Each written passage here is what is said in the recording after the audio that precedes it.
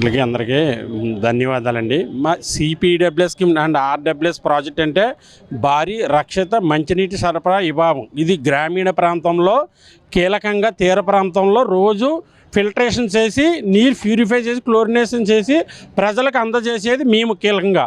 ఈ శాఖని ఈ శాఖను ఏంటంటే 99 నుంచి 2002 వరకు 2003 వరకు ఇది గవర్నమెంట్ తరపున నడిచిందండి. తర్వాత శాఖను ఏం చేశారంటే అప్పుడున్న అధికారులంతా కొంతమంది దీన్ని వేరే విధానం మార్చి ఇందులో మింగడానికి ఉండలేదనేసి దీన్ని కేఎల్ రూపంలో అంటే థర్డ్ పార్టీ కాంట్రాక్ట్ విధానాన్ని రూపకల్పన చేసి కేఎల్ రూపంలో పెట్టేసి మేము కేఎల్ రూపంలో పెట్టేసాం కాబట్టి మీరు మా వర్కర్లు కాదు, మీరు కాంట్రాక్ట్ సంబంధం అనేసి చేతులు దులుపుకుంటారు చేసిన పని ఇదండి. అయ్యా పవన్ కళ్యాణ్ గారు వాళ్ళకి దోలెక్కి కుర్చీ ఎక్కితే మీకు దోలు తీరిపోద్ది అంటున్నారు. ఇప్పుడు మాకు దోలు తీరిపోతుంది, మీరు కుర్చీలో కూర్చున్నారు, మాకు దోలు తీరిపోతుంది. ఒకే మ్యాట్ని మేము కాదనుకున్నామంటే మీ ఆఫీసు ఏమవుతుందో చూడండి, దద్దరెళ్ళిపోద్ది.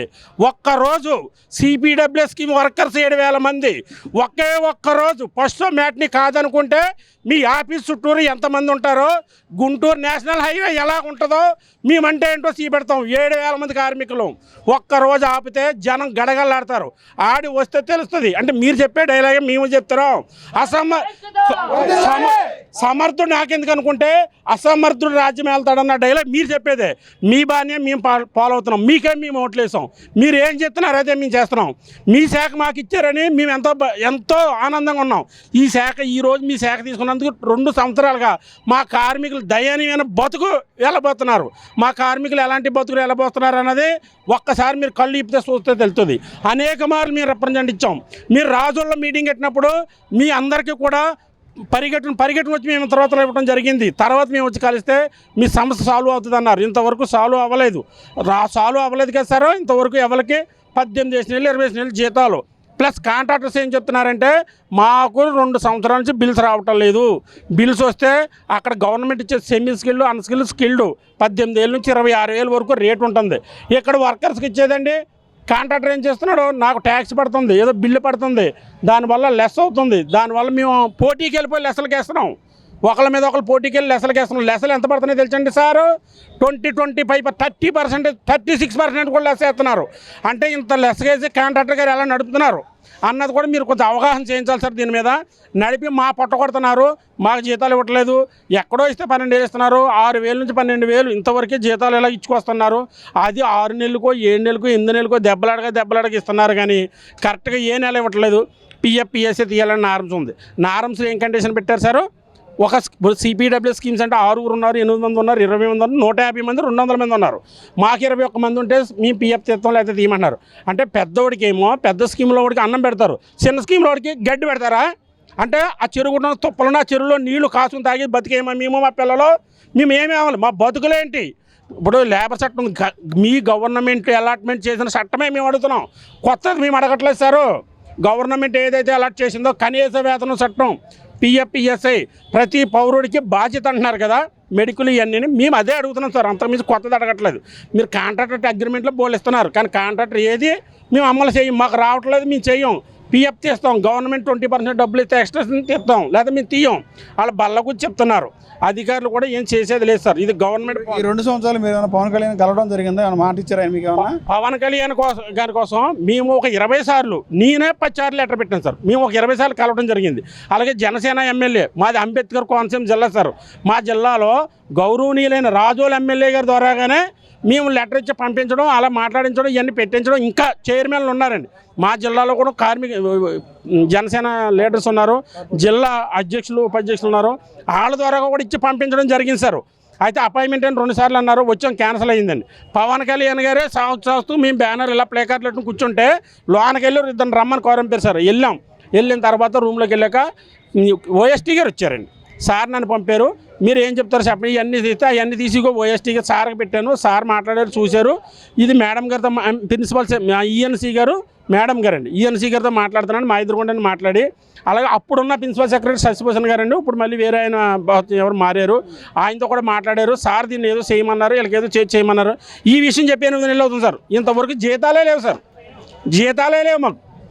జీతాలు అడిగితే స్కీమ్ నడిపితే నడపండి. 8 నెలల నుంచి మీకు జీతాలు లేవా? జీతాలు 8 కదా సార్. కొన్ని జిల్లాలో 18 నెలలు 15 నెలలు. అదే కదా చెప్పుకుంటే ఒక మ్యాట్ని ఒకే మ్యాట్ని ఇది పవన్ కళ్యాణ్ నినాదం. నేను ఆయనకే ఓటేసాను కాబట్టి, అంటే వాళ్ళు కూటమి పార్టీకి ఓటేసాను కాబట్టి ఆయన నినాదమే ఎంచుకున్నాం.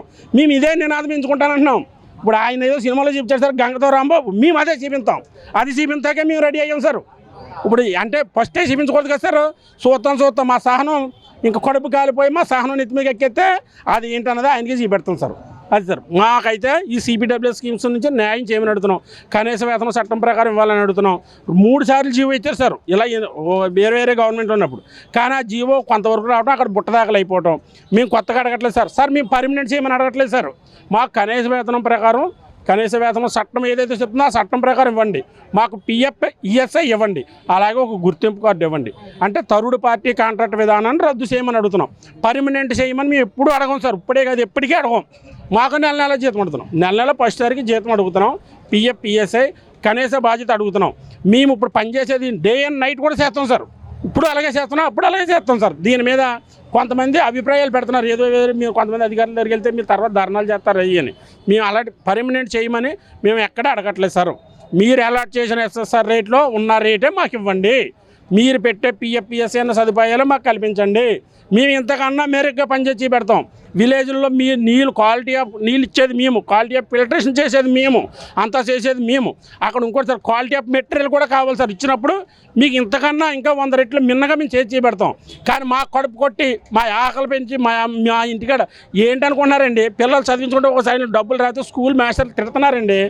బంగారాలు తాకట్టెట్టి కిరాణా కొట్టు నాకు మొన్న 3 నెలల కిందట అరువు ఇవ్వలేదండి. సరుకులు అరువు ఇవ్వలేదు. నేను జీతాలు రా నీ డబ్బులు ఎప్పుడు వస్తాయి, సరుకులు అరువు ఇవ్వలేదండి. ఎవరి చేత చెప్పించాం మా సైట్లోని. రోజుకి రోజు డబ్బులు ఎట్టుకెళ్తారు కానీ పొట్టగడ అన్నటువంటి వాళ్ళు. మాకు వేరే ఇంత డబ్బులు ఉండి పొట్టగడిచి ఎలా ఉంటే ఇందులో ఎందుకు పని చేసుకుంటామండి? వేరే దాంట్లో వేరే వ్యాపారం చేసుకుంటాం. కాదు 26 సంవత్సరాల నుంచి ఇందులోనే పనిలో ఉండిపోయాం కనబట్టి మా బాధలు వేరే వెళ్ళి చేయలేం కనబట్టి మీరు చెప్పిన చట్టం మీరు చెప్పిన ప్రకారమే గౌరవనీయులైన పవన్ కళ్యాణ్ గారిని, అలాగే గౌరవనీయులైన చంద్రబాబు నాయుడు ముఖ్యమంత్రి వర్యుల్ని, అలాగే నారా లోకేష్ గారిని, వీళ్ళందరినీ ఆల్రెడీ సీఎం గారి దృష్టికి కూడా 3-4 సార్లు తీసుకెళ్ళడం జరిగింది సార్. ఇది ఇంజనీరింగ్స్ పిఎన్సీ ఆఫీస్కి పీజేఆర్ కింద నమోదు చేసి ఓన్లీ జీతాలు ఇవ్వటం లేదు అని జీతాలు ఇప్పించమన్నట్టుగా మా అమలాపురం డివిజన్ ఈ ఆఫీస్కి వచ్చిన సర్కులర్. అక్కడ నన్ను పిలిచి ఇదేంటంటే నేను పెట్టింది ఇది కాదు. అలా నేను 5-6 సార్లు పెట్టాను సార్. 5-6 సార్లు ఓన్లీ జీతం కోసం వస్తుంది తప్ప మిగతా సబ్జెక్ట్ కోసం రావట్లేదు. ఇప్పుడు కూడా ఆల్రెడీ చంద్రబాబు నాయుడు గారు ఆఫీస్కి ఇచ్చిన లెటర్ నాకు ఆల్రెడీ ఇప్పుడు మా జేఈ గారు నేను మెసేజ్ పెట్టాడు, నువ్వు ఇలా పెట్టామంట వచ్చింది సంతకం పెట్టమని. మాకు 8 నెలల జీతాలు ఇవ్వాలి, 6 నెలల జీతాలు ఇవ్వాలండి. ఇప్పుడు ఏం చేస్తారండి, వెళ్తే 1 నెల జీతం ఇస్తే సంతకం పెట్టమంటాడు. లేదంటే అధికారులు వాళ్ళు ఇస్తారు. ఎందుకంటే వాళ్ళ పై అధికారులు సంతకం పెట్టించారమంటాడు. ఏదో సంతకం పెట్టించుకుని వీళ్ళు పట్టుకెళ్ళిపోతున్నారు. ఇలా జరుగుతున్నాయి కదా సార్. మా సమస్య పరిష్కారం అవ్వట్లేదు. మేము సమస్య పరిష్కరించండి సార్.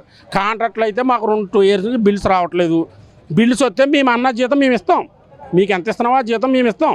మాకు బిల్స్ రావట్లేదు. మేమేం చేయం. మేము అనేక కోట్లు పెట్టుబడి పెట్టున్నాం, అనేక లక్షలు పెట్టుబడి పెట్టున్నాం. మేము దీన్ని అక్కడి నుంచి గవర్నమెంట్ డబ్బు వస్తే ఇస్తాం. లేకపోతే స్కీములు మూసేయండి అంటున్నారు. ఇది స్ప్రెడ్ డౌన్ చేయటమా లేకపోతే మీరన్నట్టుగా మ్యాట్ని వదిలేయటమా? ఈ రెండిట్లో ఏదో ఒకటి జరుగుతుంది సార్.